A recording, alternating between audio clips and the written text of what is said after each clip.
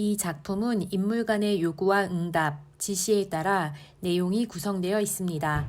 인옥과 상현이 회기에게 어떤 요구를 했고 회기는 어떤 응답과 지시를 했는지 함께 살펴보겠습니다. 인옥이 회기에게 수술해 달라고 요구합니다.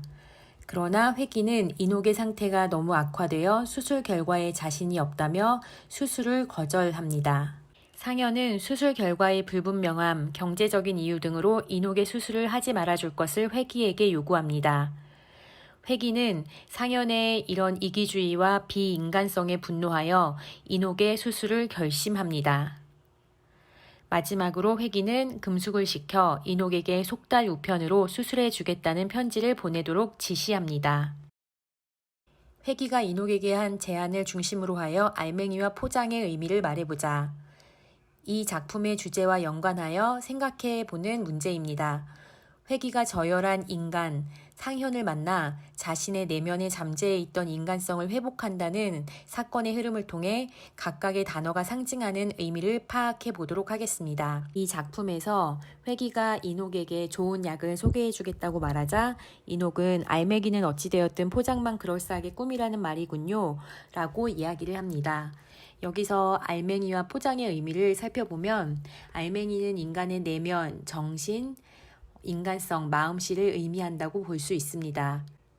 반면에 포장은 인간의 육체, 겉모습을 의미합니다.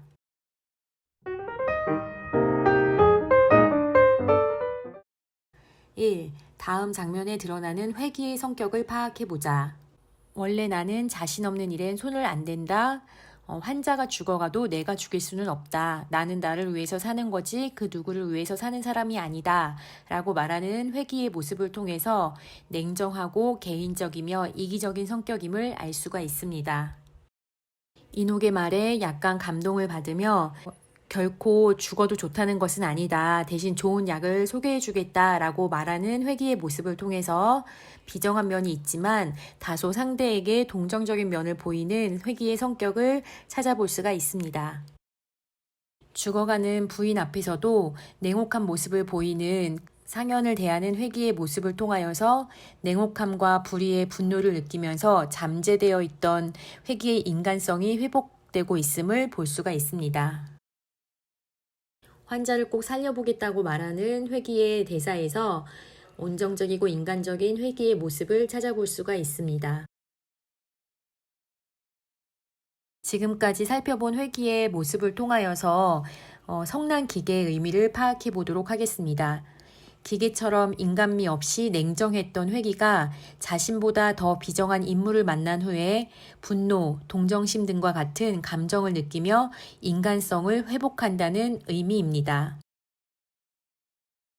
희곡의 지시문은 등장인물의 행동이나 표정을 지시하고 설명하는 동작 지시문과 무대나 등장인물, 시간이나 장소 등을 설명하는 무대 지시문이 있습니다. 이번 문제는 행동 지시문을 채워보는 부분인데 희곡은 연극을 상연하기 위한 것이고 연극에서는 대화뿐만 아니라 어조, 속도, 음색 등의 반언어적 표현과 표정, 행동, 시선, 옷차림 등의 비언어적 표현도 중요합니다. 이 문제에서는 대화의 맥락에 따른 적절한 행동 지시문을 채워보면 되겠는데요. 본문이랑 똑같지 않더라도 조금 다르더라도 이 제시된 상황의 적절한가에 초점을 맞추면서 빈칸에 행동 지시문을 채워보도록 하겠습니다.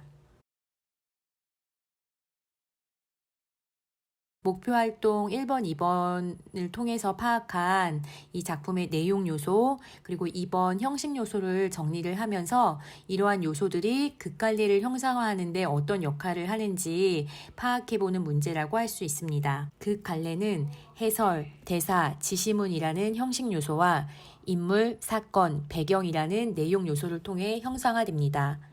해설을 통해 무대장치, 인물, 배경 등을 설명하고 대사를 통해 인물의 성격을 나타내고 사건을 진행시킵니다. 지시문은 인물의 동작이나 표정과 같은 비언어적 표현과 대사의 어조, 속도, 고저, 강약 등의 반언어적 표현 및 무대 분위기 등을 지시하여 극의 내용을 구체화합니다.